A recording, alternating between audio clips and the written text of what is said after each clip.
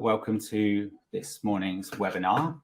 We've had a bit of a trial and tribulation this morning. Richard, who was supposed to join us as well, isn't potentially joining us because he was trying to access the webinar as a presenter on an iPad Pro. And unfortunately, the mechanism we use, Webinar Geek, doesn't allow you to do that. So it's just two of us for now.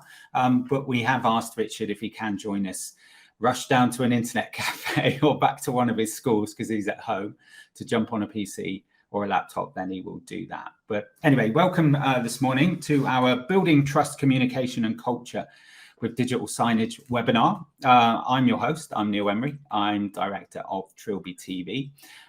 Trilby TV is a digital signage platform that's absolutely made for education. And it was developed from our days as tech trainers for many years, working with the likes of Apple, where we would sit in school receptions, waiting for someone to come and grab us for a training session, only to look at a TV that was either turned off or playing content that we felt had little impact on us. I've told that story so many times now that I'm sure people are sick of hearing it, but that's exactly the reasons we built Trilby TV in the first place. And we simply wanted to share the rich content that was being created on digital devices, such as the iPads back then. And that's, again, why Trilby TV was born. So that's a bit of background on us. I'd like to welcome Rachel Bristow, who is Deputy Head at St Bartholomew's Academy in Wootton Bassett in Wiltshire. Now, Rachel is stepping in today as well because Head Teacher Dan Oakes has had to rush to a Head Teachers meeting. But there is a good reason, which will become part of this presentation as well.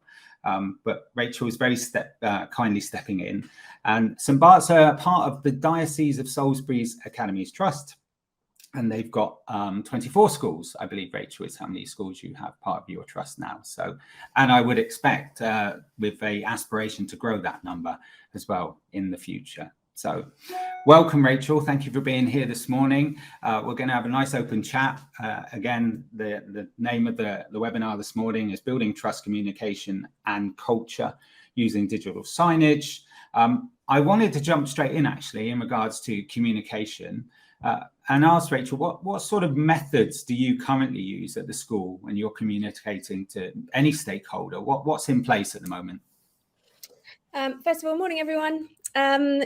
So we all default to email, don't we? And we think it's marvelous, which of course it is, because it enables you to move your problem or move your information from yourself to all of the people. So that's why it's used extensively. And for us, that's our number one, emails left, right and centre within school, within phases within school, from the trust, and of course with our parents and so on, all the communication that goes out. We would also use things like WhatsApp groups in small groups, but that only really works in a team where people are working very closely together and, you don't have to think about that communication. In our school, we've got 377 children, so we've got quite a number of classes and class teachers. So you use the email because it's flexibility to target certain groups. So, I can do teachers at St Bart's, or I can do TAs at St Bart's, or MDSAs, or whichever other group. But I also find that the trap with that is you think, oh, this is a message for teachers, so I'll put it to teachers. And then you think, oh, it might be useful for the TAs to know. Or when actually the office staff could do with putting that in the diary. And then before you know it, you've pretty much got the whole school on your email and no idea who's reading it. But it still remains our default, communication within the school, I would say. Yeah. And any sort of presentations and bulletins, that sort of thing? What about physical notice boards? Are they around the school as well? Yeah, although not so much these days. I think that we have very little that is sort of a static board. We do have physical notice boards. We still have a diary that just goes, a calendar that goes up every week, which is a paper printout from our Google Calendar that can also be accessed by staff. That's for our room bookings and appointments and things like that. We do, of course, have some digital signage, which is important. We also have Twitter, which we use to communicate beyond the school. We use that really thoroughly. And Facebook, actually, Facebook gets a better buy-in from our current crowd. And then from the trust, we receive, for example, sways and things like that, and other bulletins with CPL and so on, that might be website based, but we're just emailed the link to, that kind of thing. Okay, and Sway is it's a Microsoft program, isn't it? That's like, say, kind of a bulletin. Is it like a magazine almost? Yeah, you scroll it from top to bottom, but within it there's lots of interactive links, and I think the most important thing about it from the trust perspective is it's one link to send out to the whole trust, and provided you click on that link, you have everything that's been going on at your fingertips. Yeah, I mean, Twitter's an interesting one because it's kind of, I'm not going to say the younger generation, it's kind of a generation of people that have grown up with Twitter. Would you say like a lot of the teachers don't actually know you're tweeting because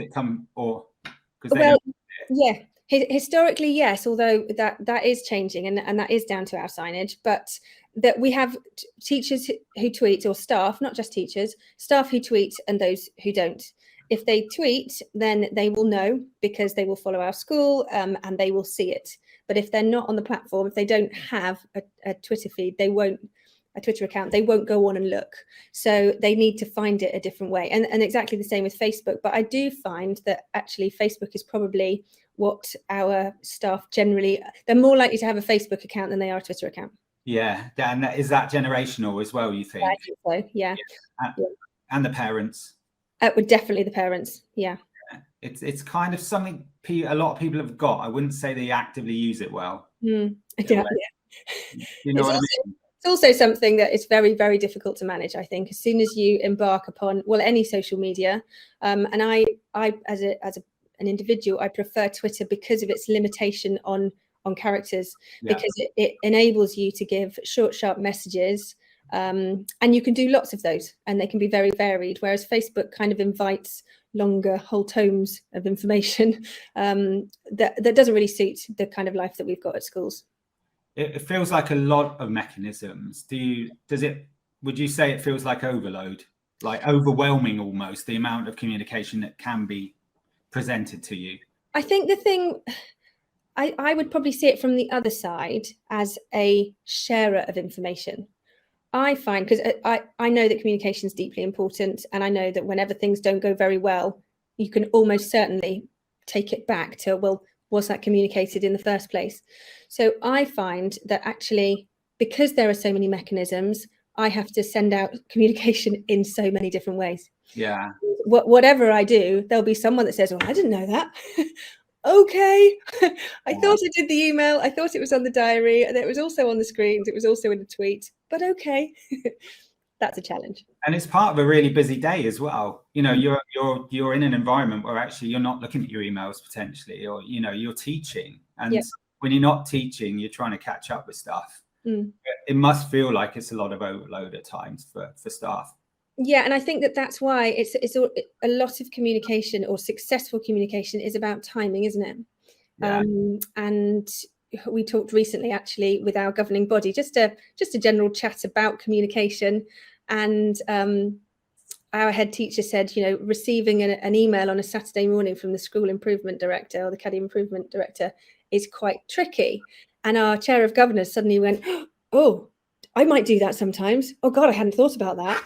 And so then we had a whole discussion about, well, if there's something to communicate, some people have their working week, and then at the weekend they do other things. If you're a governor, that's your time perhaps to catch up on school communication. Someone else on our governing body is our vicar. She's very busy working at the weekend, so that's when she likes to check her emails. That's when she's doing work.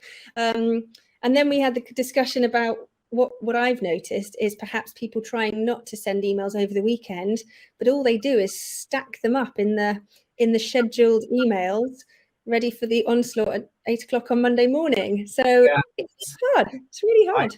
I do that. Yeah. I stack up on a Sunday night and get ready to send on a Monday morning. I mean, again, people are different. They structure things differently. I have some friends who have different colored folders, and they put emails, and they say, right, I'm going to approach that in 30 days. I mean, I can't do that. I have to get through my stuff in a daily basis because that's my head. My structure isn't so good. So all staff are very different as well, aren't they? And you're not going to know how different they are with the way that they take that information in, or yeah. So and I don't think there is a right answer. If you do talk to staff, if you, again, like this conversation we're having with the governors, it wasn't a case of, well, could you stop doing that and could you do it this way, please? It's just being mindful that it's not just a good time for you to send communication isn't necessarily a good time for someone to receive it. And I regularly read an email and then mark it as unread. I kind of have to read it because I need to know the urgency and the importance of it. So I have to do that as an individual, but equally I am then able to say to myself, okay, I can put that back, so I can mark that as unread, and I will come back to that at some point in the next day or two, or the next 24 hours or whatever. But yeah, so if you speak to staff, they wouldn't say, oh, I wish you'd just do it at this time or in this way, because there isn't really an answer to that question, I don't think. Yeah. But are there better and lighter ways to reinforce information? Yeah, honestly, the best way is to speak to people. What? I know, real life, truly. And I know that we're talking about technology here, but I actually do think that's really important to say out loud. Yeah. It is really valuable. And I don't know who we've got on the webinar today, but depending on your role, it's really valuable to walk to the place where the people are and say the words out loud. Even if you put it in an email, actually going to speak to people and engage with them and ask the questions. And what you know then is that it's been heard, whereas if an email's been sent, who knows whether anyone's actually seen it or read it. Who knows? Yeah. And I mean, we live in a world nowadays where our attention span is lower than ever. Richard, who was not with us now, unfortunately, he found out some information that said back in 2000 our attention span was about 12 seconds, and now it's down to about 8 seconds. So if we're not grabbing someone in those 8 seconds, then they're not into what we're trying to reinforce to them. So we need, I guess, do we need to be mindful of the amount of content that we are sharing? Yeah, I think we do, absolutely. And I don't have the answer to it, because there is so much information that does need to be shared, so much communication, and schools are really, really important places, as we all know, and a lot of the information that we're sharing is absolutely crucial. But my concern is that really, if you actually want an important message to get through, you've got to get some sort of agreement from the person that they have actually heard it and interpreted it and absorbed it. Because apart from these screens that we use quite a lot and speaking face to face, everything requires a tap or a click or a scroll. And even though that's only one action, it's still an action. And I think anything that takes away the action means that you are closer to the information being communicated. Yeah. But I also think that, we do need to be mindful of it, but it's very difficult to go backwards, isn't it? When there's an expectation that you will receive. Is it like, so a diary stroke calendar in a school would be a good example. There's not a single person in this building that hasn't got the link to our school calendar. Every single person can go onto that link and they can look at every room booking, every appointment. They know that it's all there. But if you don't send them the list for the week and put it on the wall in the staff room, they won't look, because it's an extra thing to do. And then they'll say, I didn't know. So then we've got ourselves in a position, haven't we, where they rely upon the fact that it might be there and they could find out for themselves, but actually we're going to tell them. Yeah, which is why Dan wants a screen now with the calendar on in the staff room. Well, absolutely. I mean, he's become obsessed with this, but actually it would really solve things, and it would hold people accountable. If you haven't put it in the Google Diary, then people don't know it's happening. So you can't be grumpy when the room's booked out for somebody else. Yeah, and that's really interesting for us to hear as well, because I think from a development side of things, or from a platform side of things, when people come to us and say, can we have a calendar, we're always a little bit not.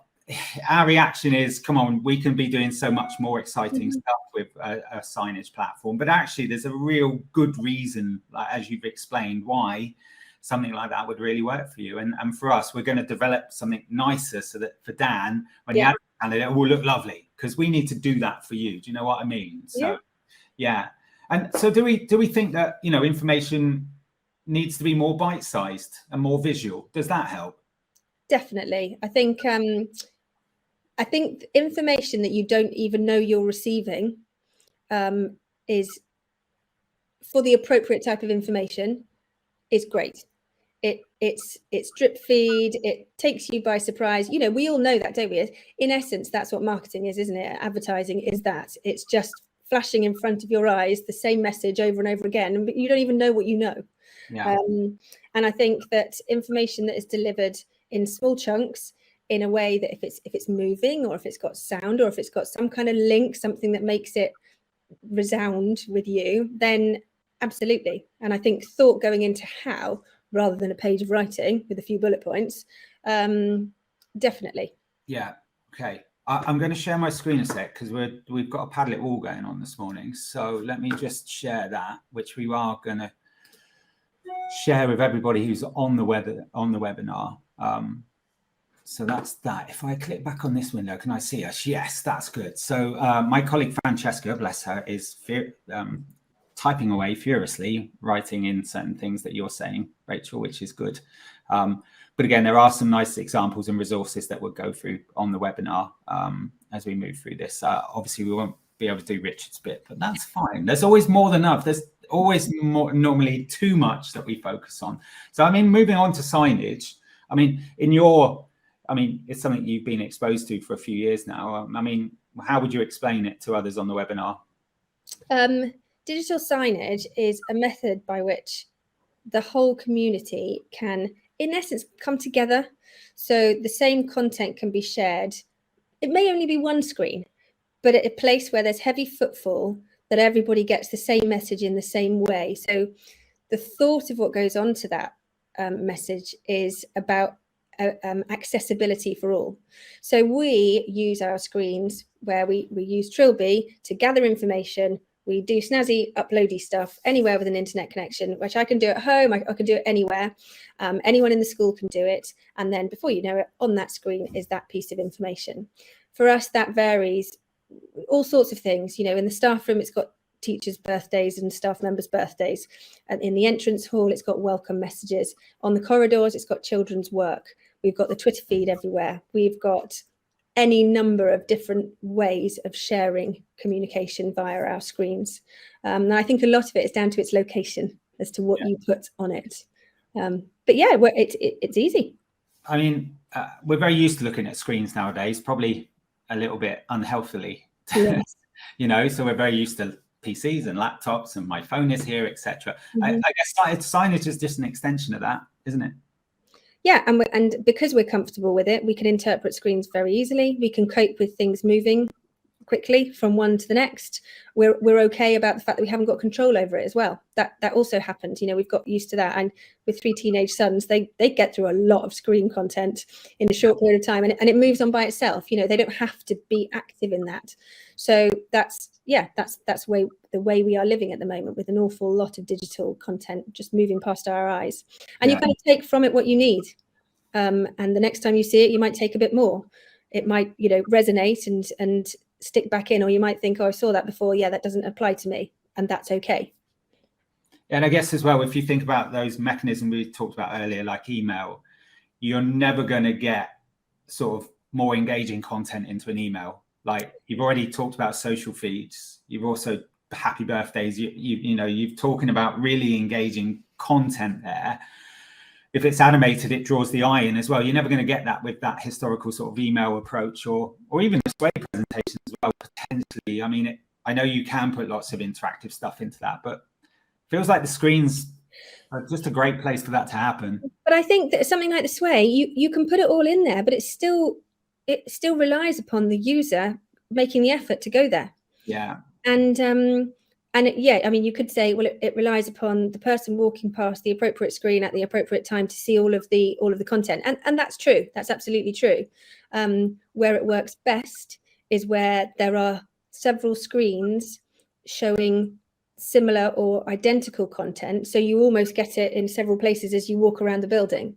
Yeah. That works really, really well when that facility is available. Yeah, it's that retention, and you know, there are stats out there that I found that show digital signage has a retention recall rate of 83%. That means, you know, people are retaining that information. That's a high percentage, but it's because you're drip feeding it. It's because that screen's always on the wall. Yep. It's always there, unless it's off. But why would it be? So if it's on, you know, I'm not going to tell the audience about the story how I drove 250 miles to a school whose the TV was fine. It was just the batteries in the remote control were on. But I'm all right about it. I'm fine. I've let it go, Rachel.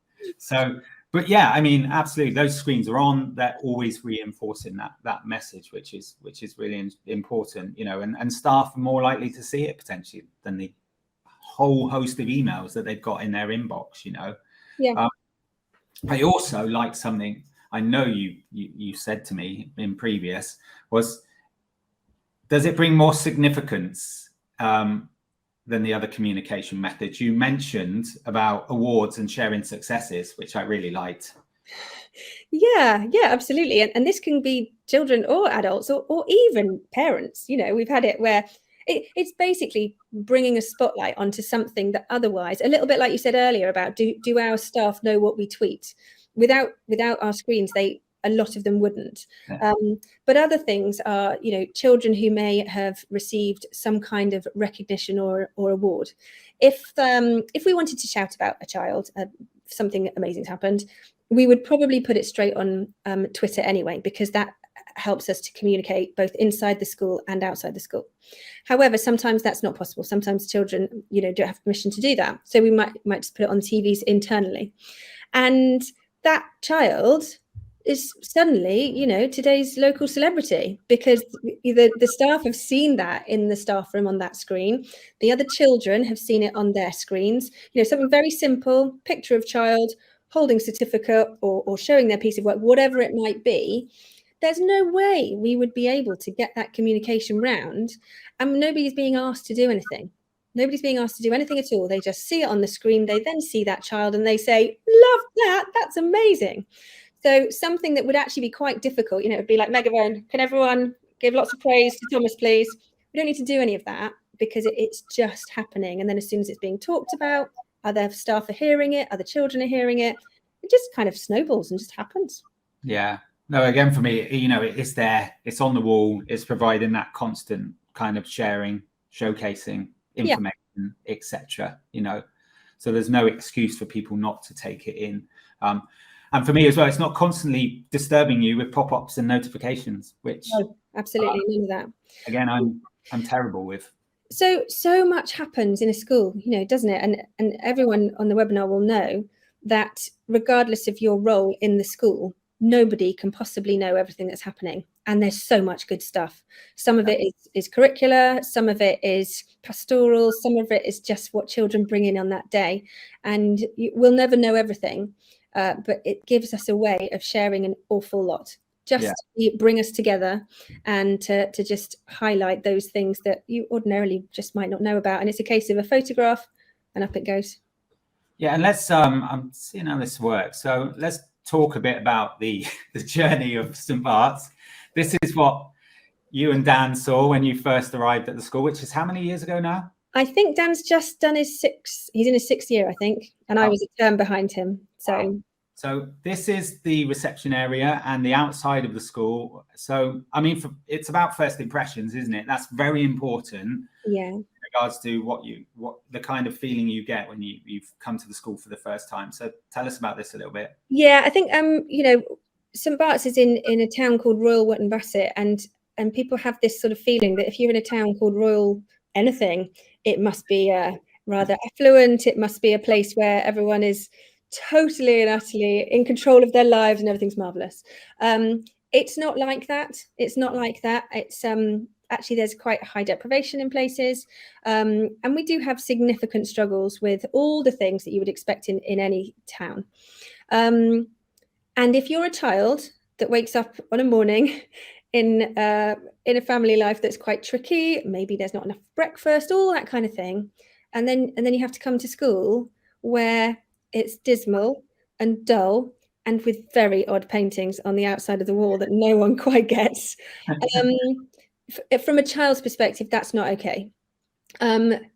Just as importantly, any visitor to our school back in those days, well, they just wouldn't have learned anything about our school. They wouldn't have known what we were all about. They wouldn't have known what was going on inside it. They wouldn't have felt anything really. They'd have just arrived and walked through the door. And we couldn't have that. Yeah. And we kind of moved on from that, didn't we? So, I mean, you signed, well, this is an interesting one, I guess. This is a bit of stats that Dan, I know, pulled from previous. I think this is before he got there. Yeah, I think it was pretty much as he arrived, as he arrived, this is how staff felt. Staff felt that they weren't receiving, any communication that was relevant enough to them. And, we said this right at the beginning, didn't we? Anything that goes wrong, you can pretty much take it back to the communication. And they didn't have systems in place, even things like, going back to having boards on the wall. Just the lighting, you're not even be able to read things that's on the wall, even its the most basic level, it wasn't adequate. I know some things don't make sense sometimes like that, but I mean, you used digital signage at your previous school. Yes. So we did get a screen in reception. What was kind of like, how did the kids feel? Teachers, any stakeholder, did people notice it? Yeah, so exciting. I mean, children are your best advocates, aren't they? So as soon as there's a buzz amongst the children, well, they just tell lots of people. So that's really helpful. And these little lads here, it was their role as digital leaders to upload the content.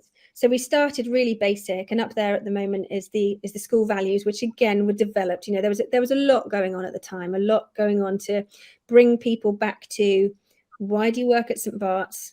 What is it about St. Bart's that makes it special to you? Why are you here? You could go somewhere else, but you haven't. So what keeps you here? And we did a lot of work on the vision and the values, and that screen was in the entrance hall, and it shared our brand new 6 values and our new vision statement, which had been developed with the whole school community. So straight away, there's something on there that's new. It's different. It's brand new graphics that we've showed off in assembly and said, hey, these are just for us. They're made for us. No one else in the world has got these. And something that is bringing a new message that is exciting and for families at home to get on board with. And so these children were in control of putting the content onto that screen. So now, even though we still had the horrible blue doors and the dingy entrance hall, at least we had something that was welcoming, and it was vibrant, and the children and staff knew what it was for. They knew why it was there, and there was buy-in. Yeah. And then with the great work that you and Dan do, you were able to apply for some monies to do a new build, or a part new build anyway. And I mean, your reception area now is hugely different than the photo that we just showed.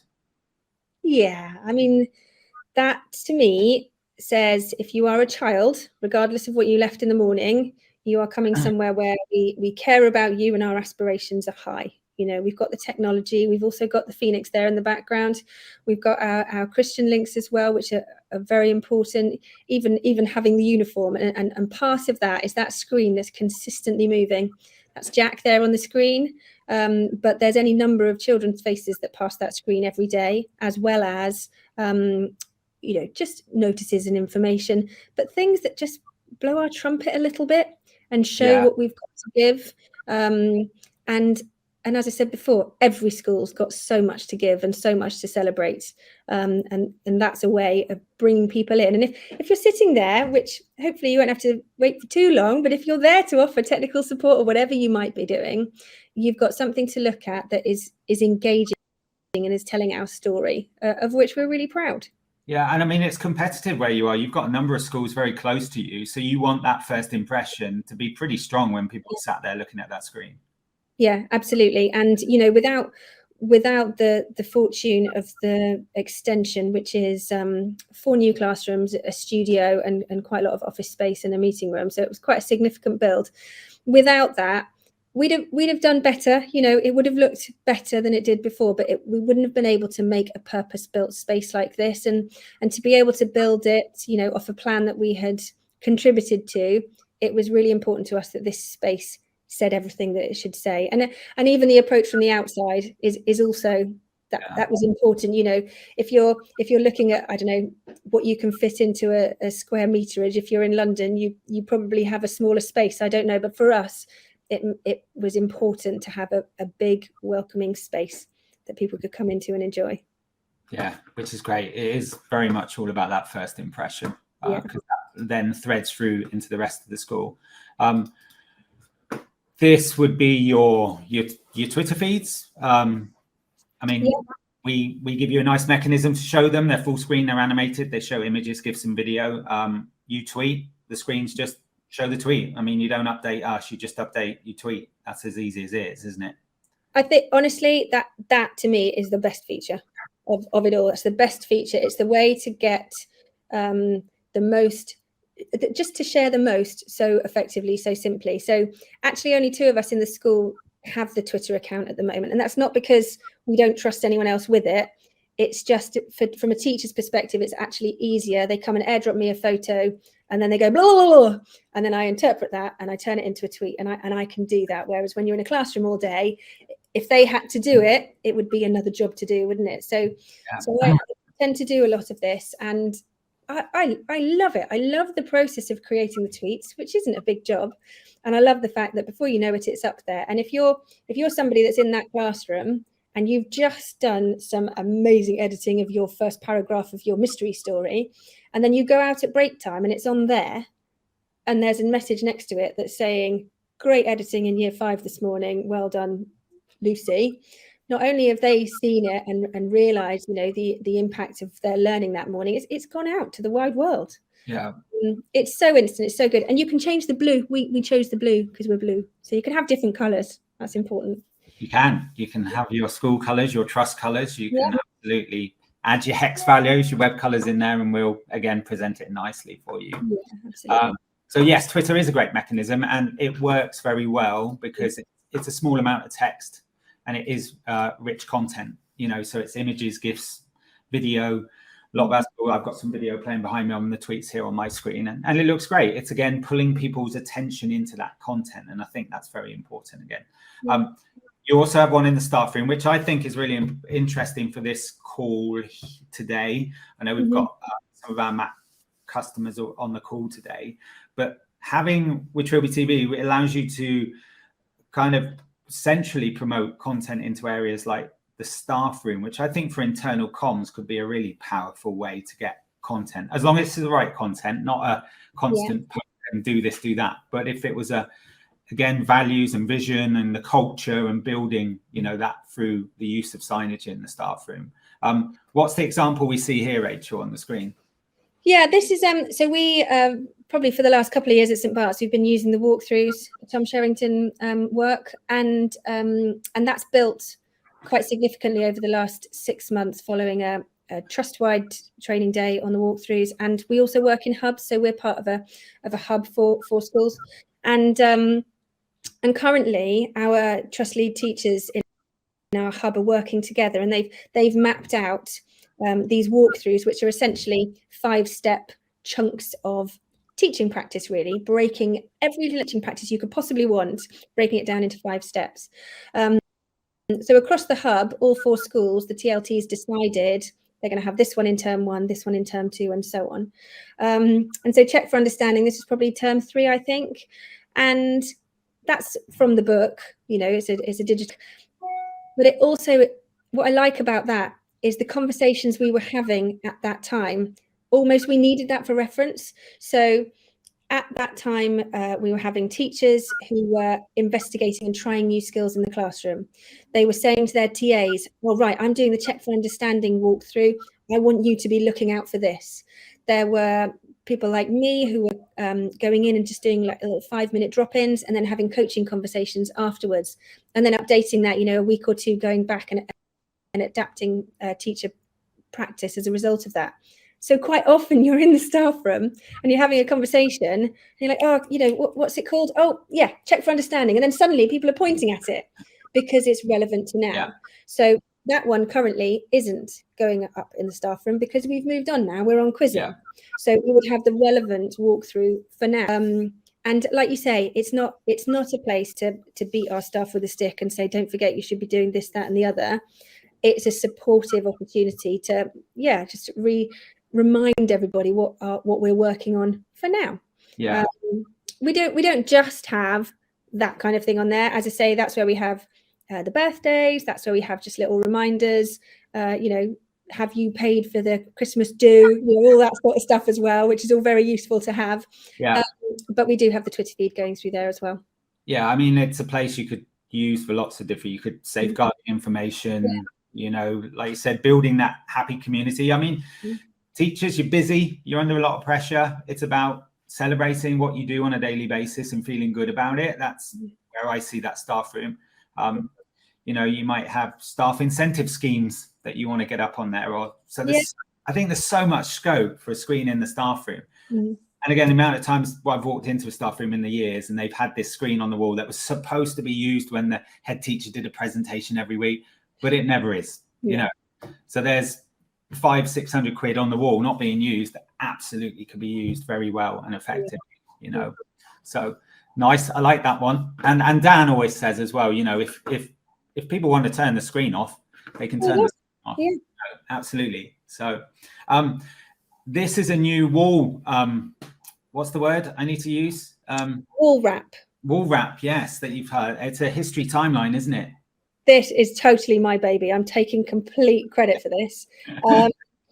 This is a company called HD Wraps who have been brilliant with us. And we have another one as well. We have a world map and a UK map and a Wiltshire map as well on a different corridor. But, a little bit like we said about the signage anyway, if you walk past things enough, if you see it in front of you enough, if something makes you engage with it enough, well, subliminally, we're learning, aren't we? And our children are not great with location, hence a great big huge map on the wall that they have to walk past all the time. And they're not great with their British history either. In fact, they're not great with any history. So we've got on there British history and global history. And when we were developing this wall, so that's completely bespoke. That's our curriculum and our location. There's things there about Bassett and Swindon and, very local things. But when we were developing it, we already had the screen on this wall. And the screen works very well, and you've got children who can walk down a really long corridor and they get a long walk towards this screen. So they'll see lots of things in that amount of time. So it works really, really well. So we were sort of saying, I hope we don't want to lose the screen. The screen's great. And then we had this idea of the screen becoming part of our timeline, which in essence it is, isn't it? Today's things on the screen are tomorrow's history, and therefore we really were able to embrace the fact that the screen can lift the timeline and make it more personal, more relevant, and for children to understand this is their legacy. They are making history, and to actually have them mounted on that timeline, I think that's really important. It works really well. Yeah, no, I love it. And if they're doing the Romans or the Vikings at any point, then absolutely we can share work to that wall and it becomes part of the timeline as well, doesn't it? Right. Yeah. It's a really nice idea. I know we're sharing lots of your journey. We will move on to some trust focus. I'm going to show this first because actually you can add things like web dashboards for certain things. I got very excited because my co-director, Ben, he's had some solar panels put on his roof and he's got a web readout now that I can put into my Trilby TV and I can see the amount of trees he's leaving, the CO2. I'm very excited about this. So this is kind of the same, isn't it? I'm seeing here. Yeah, this is so each of the devices in Upper Key Stage 2, we have something called a learnometer. Professor Stephen Heppel, who Dan and I met him years ago at a conference, and he's a really inspirational guy, and he has studied pretty much any possible metric you could find for environment and learning. And so his learnometer, we got these long before the government issue, air ones that everyone was, in fact, we've got a box of those in the cupboard that we never use, but we've got these which do more. So this display is just continually updating. And so although the children can see in their classrooms the actual learnometer, so if it's a red light, they know they need to do something. If it's an orange light, they're okay. And if it's a green light, they're doing really well in terms of their environment. This is central. So this is people walking past. And there's that, that competitive edge, of course, of any child and teacher that wants theirs to be the best. So out of our 4 classrooms that have these currently, apart from sharing the information of what the classrooms look like, it also inspires children to go back and, oh, we need to turn the lights off, oh, we need to open the windows, oh, we need to do this, we need to do that. And yeah, there's a lot of learning there as well. There's a lot of, you can't help but notice the degrees and the percentages and things that, again, for a child, going back to the timeline, just this subliminal learning. So we get a lot out of that, and that autonomy of children to be able to make a change. They've seen something there, it's not good enough, they can go to the classroom, they can make a change.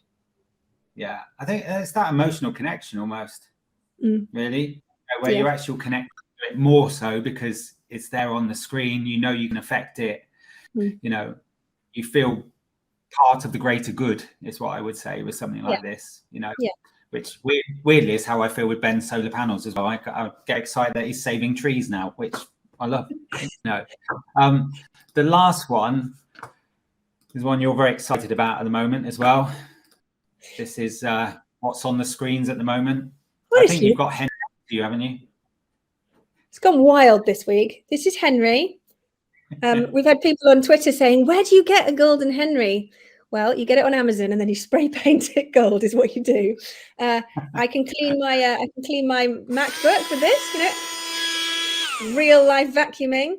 But yeah, this was funny because last week on Friday, so a new initiative, one of our teachers, Sammy, it was her idea. And so Dan, our head teacher, he made a big deal about the Golden Henry in assembly last Friday. So this will be awarded for the first time this coming Friday. And it's your immediate environment, your classroom, but also the cloakroom and the space outside your front door and your hall door and so on. But what was funny is we had so many parents saying, what is this about the Golden Henry? And one of our parents tweeted, this is all my son has talked about on the entire journey home from school. So lighthearted and fun. But as you walk around school at the moment, that slide's coming up every few minutes and an awful lot of excitement. So, I mean, it's going to go wild on Friday. It really is. Don't know who's going to win. And I was talking to Gavin Smart from Clevedon, who you know yesterday, and they're currently doing their Noscars, the Oscars at Clevedon, and again it goes nuts around their school. But of course they use all their signage screens to advertise their Noscars. It's just building up this communication to make a more exciting environment. I think that's what it does really, really well if it's the right content. And I guess the last slide is pretty easy for everyone to see that. That's a recent sort of statistic that Dan's gained from something you shared with the staff, and they filled in. And from that 30%, we now have 90% that are satisfied with the way they're communicated to. Yeah, and that, you know, it's really good to have the data, isn't it? Because, you know, you need to really ask the questions, don't you? You need to ask your staff. It's all very well thinking that things are getting better. It's all very well thinking that you're doing things in the right way. But to actually send out the survey and get the responses, of which we had loads, by the way, it wasn't just 3 people, a good field, and the data came back really positively. And of that communication, there is a variety, but just thinking about it, thinking about who needs to know what, when they need to know it, the appropriateness of the depth of the communication, and the screens play a big part of that. Yeah, which is brilliant. All right, so I mean that's that's your school journey. You know, we need to move on to think about. I mean, the reason Dan's not here today is because he's actually presenting at Head Teachers Conference for DSAT. Because Dan very kindly put a presentation together for me and another company and presented that at a Big Mat event in Manchester last week, and we're doing it tomorrow in London as well. But the CEO got wind of that, and Dan presented it to the CEO of DSAT, and he absolutely wanted Dan in front of all the head teachers today, presenting why digital signage should be used not just in the schools but across the whole of DSAT, which is very exciting. I mean, you know, why would you use signage to build communication across a trust? I mean, looking at the picture I see on screen, I'm very aware you're spread out as a trust, aren't you? You're right across Wiltshire. So as a trust, it must be difficult to communicate or know your other schools that are around you, etc. Yeah, we are vast. We really are. I mean, 24 schools, as you said. Anyway, we are the most northern, right at the top of Wiltshire. But yeah, we go all the way down to the bottom of Wiltshire onto the Dorset coast, and it's very rare that we actually see each other. We see each other from time to time, big DSAT training days, but really pockets of people, like today all the head teachers are together and there's subject leadership and all that kind of thing, but really it's not feasible that you could get people together for anything other than a once in a year celebratory opportunity. However, we are a trust, and we're a trust for a reason, and we're all on the same journey, and our parents and our children and our teachers, they deserve to know what that means. And whilst we can't physically, geographically get close, well, actually, digitally, it's easy, like we're doing right now. That's something you can do very, very quickly and simply. But we need to learn what kind of content to share from where. And other schools are perhaps not at the same position that we are yet. So that's the building, really. That's the next job. Yeah, and we'll move on to that bit when it comes to what needs to be in place type scenario. I mean, if I want to move on to where's the picture I want to move on to? This one here. Yeah.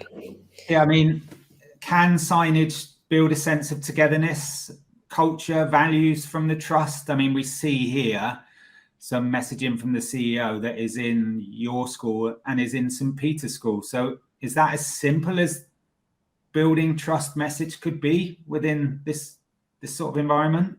I think it absolutely is. And I think that, so that's our school library. It's a place that children and staff walk through all the time. It's a thoroughfare, it's consistently scrolling. And that slide shows the values of the trust. I think if schools have strong leadership and strong values anyway, children are used to that. Families are used to that. Staff are used to that. So if there is already that culture of valuing the values, if we already know that, then it makes sense to be able to see that from a trust perspective too. I dare say there are schools where they're not clear on their values and they're not clear on their vision statement, and therefore something like this to come through a screen, it wouldn't mean anything, it wouldn't stick. But our trust, increasingly, our schools are that's the heart. Learning, we're all SIAMS inspected schools, and that starts with the vision and values. So it's kind of familiar. It's a familiar picture to see, we have our St. Bart's values, but they are all part of the wider trust values. And those children at St. Peter's share the same values as our children. And kids like that. That's a nice thing. That's a nice thing to know that children in another school that might take an hour and a half to drive to, they've got the same things. They do the same things. They understand the same values. And there's something very nice about that. And the branding of content is important for identity as well, isn't it? I mean, you wouldn't want the schools willy-nilly adding a few bullet points to a PowerPoint presentation. You want that standard of content so that, again, that builds identity across the schools. Yeah, and it also aids accessibility. So if you need to get your community used to what they see, and the branding is part of that. So something else wild with different colors or different layout, you would spend those few moments that it's on the screen trying to work it out. What is it trying to tell me? What is it for? But if there is structure, and same with Twitter, the way you've worked it out is that every time that blue bar comes up on the left, everybody knows that's going to be a tweet, and that's reliable. So we know the kind of content that's going to come that way. It's the same with the trust, and the same within the school. Actually, we have a lot of our own branding within the school, because people need to feel confident with that and go, I know what this is. I know I'm looking at trust communication here, so I can tap into it and connect with it very quickly because it's consistent and I'm familiar with that. So I think that's really important. Yeah. Yeah. And do you think it's important that a school is known to be part of a trust? Does it matter? I think that's a really good question, and I think don't tell anyone. But when I first started here, I didn't know what it was all about because I'd never worked in a school before that was we were in a standalone academy. I just didn't know. And but now that we have grown, and now that there is an awful lot of support from the trust, and ultimately we are working to the same goals. We've all got children and we all want the best for them. And if we can learn from each other and support each other, then great, you know. And I'm sure all trusts are similar in that they just want everybody to be being as successful as possible for the kids in their care. And yeah, it does matter. It feels good to be part of a trust. Good. That was the right answer. Oh, well, that's good.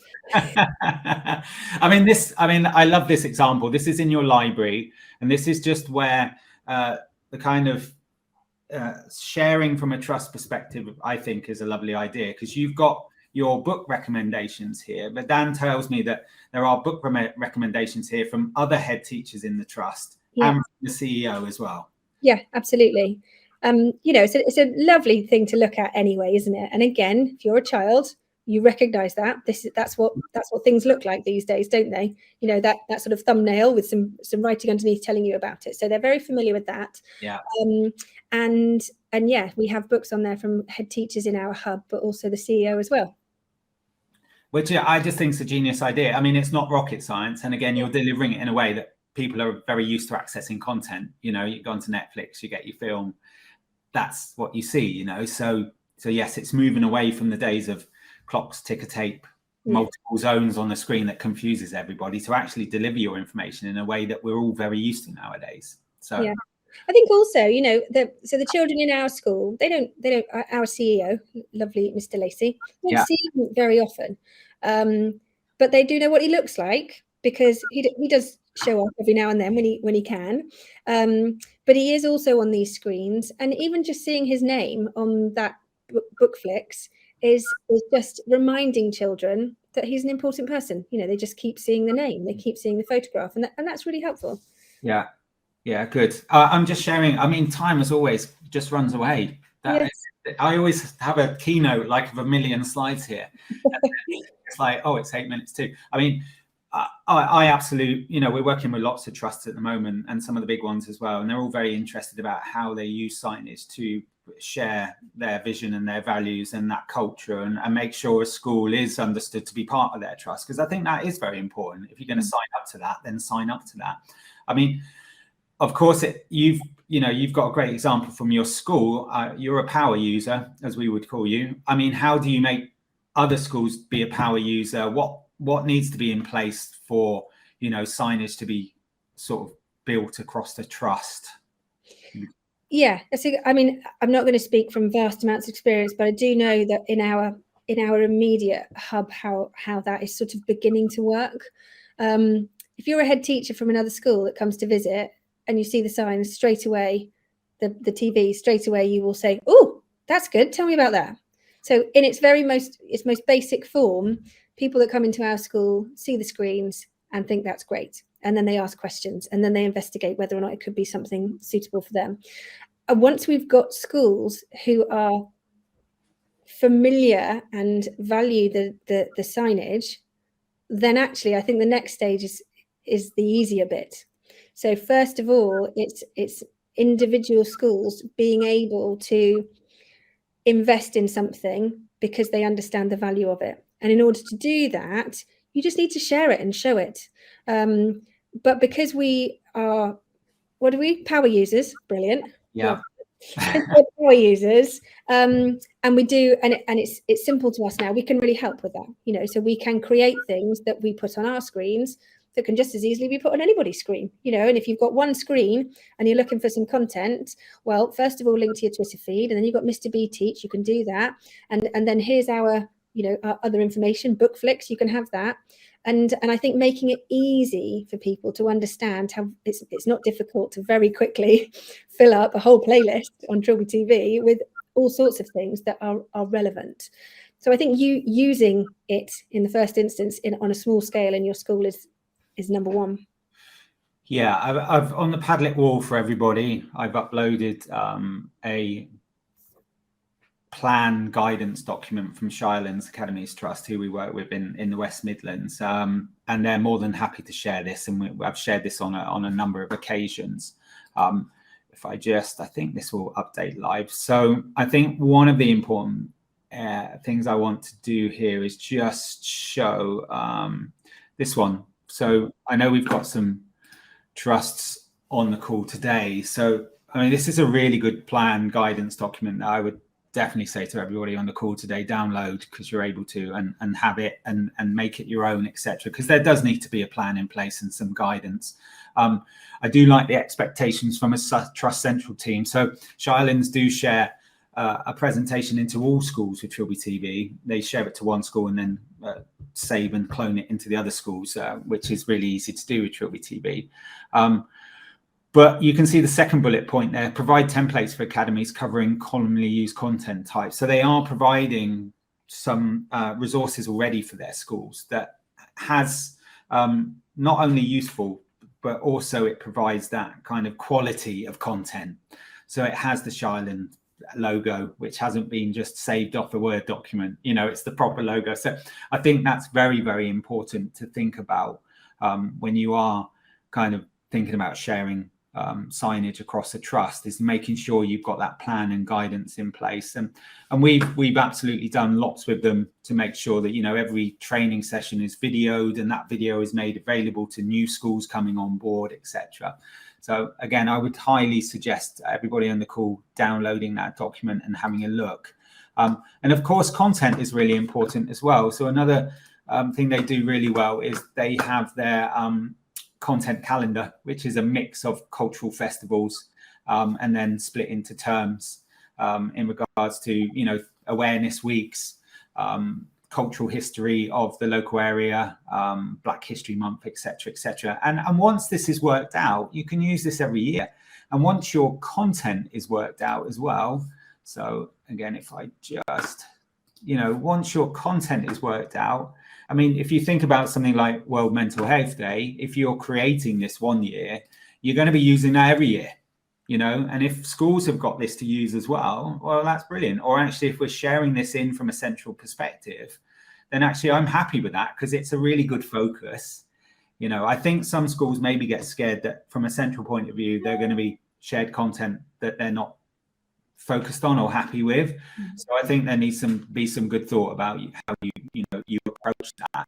But again, for content like this, once it's made, you can use this template year after year for what is a really important, you know, focus within the school environment. So definitely guidance, definitely a plan, definitely some content templates. And I would also think about the IT perspective as well, because IT can be interesting at times.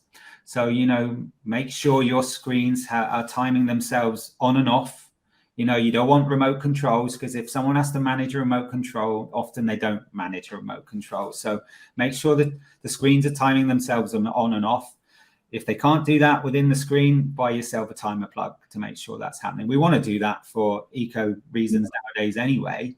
And if you're using a little device like a Fire Stick or other devices as well that aren't built into the TV, then suggest that timer switch as well, so that any problems, you're getting a refresh on that every single day. And maybe you have a tech pack. So you're suggesting actually when a school comes and said, yes, I like Trilby TV, or sorry, I like digital signage, I would like to, you know, move ahead with this. Then there is, you know, a list of what the equipment is. So here's your screen. Here's your screen sizes. Here's the hardware that we suggest that you use for this. So that actually, again, there's some guidance around what sort of equipment is being used. And from a trust perspective, that's much more better to have a couple of options rather than every school going out there and choosing their own options. Because I'm sure you can go to a ViewSonic or a Philips and say, look, we're looking for 500 screens across our trust, then you're going to get a much better deal than popping down to Costco and potentially getting something that's made for the consumer space. So we could talk about this for a lot longer, but again, there is some really good resources on the Padlet wall that I've uploaded from Shirelands. So please download those and use those because I think they'll be really useful for your planning moving forward. we've come towards the end of the webinar. So I would like to thank everybody for joining us today. I hope it was useful. I learned lots from Rachel. Thank you, Rachel. It's really lovely to hear the story that you've been on, and the way you've integrated signage into your communication strategy as such, you know, to build that at the school. And I know we're going to see that moving forward with DSAT as well. Sorry that Richard couldn't join us. He missed a good one, I think, as well, basically. We have recorded, this is being recorded, I think. I think it is. I think it's automatically recorded. So we'll send out the link to this recording of the webinar. We'll also contact everybody with the link to the Padlet wall. It will be password protected, but you can access the Padlet wall, Rachel's feedback, and all of the resources on there. There's some really nice ideas. I'm sure you all got some ideas for content, not just for the trust, but for schools as well. If you're not using Trilby TV at the moment and you'd like to find out more, again, we will be in touch. But if you go to www.trilbytv.co.uk, there is lots there, information-wise, lots of really nice video case studies. There is a 30-day trial link, and you can also sign up for a demo, which is the best way to really find out a bit more about us. So, Rachel, thank you very much. I hope you enjoyed it. Pleasure. It's been really fun. Always willing to talk to people as well. If people want to ask for direct to schools, we're always happy to talk about it. Well, absolutely. If anybody would like Rachel's contact details, you can email us, and then I'll ask Rachel if that's okay. And then I'm sure Dan and Rachel will be more than happy to talk more with you. But thank you, everybody, for attending today.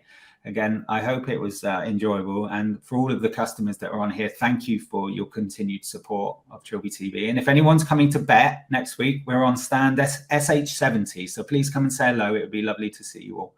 But thank you all again. And thank you, Rachel. And we'll see you all soon. I'm going to wave.